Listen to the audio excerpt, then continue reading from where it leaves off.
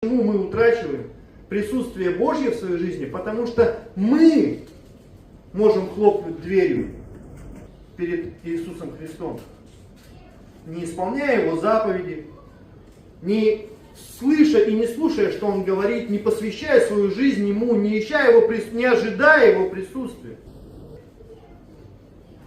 И Бог, Он не как лукавый. Он не будет вмешиваться и навязывать, и заставлять тебе.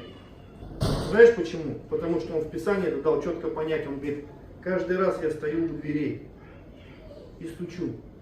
Что там написано? Кто откроет?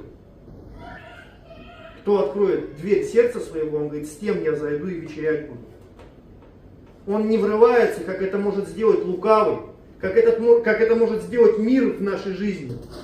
Находит лазейку, находит щель, находит возможность ворваться в нашу жизнь, в наше сердце, в нашу душу, проникнуть туда беспокойством, страхом, каким-то разорением, какими-то вещами. Он говорит, дьявол приходит лишь для того, чтобы украсть, убить и погубить. Он всегда пытается ворваться в нашу жизнь, не спрашивая нашего разрешения.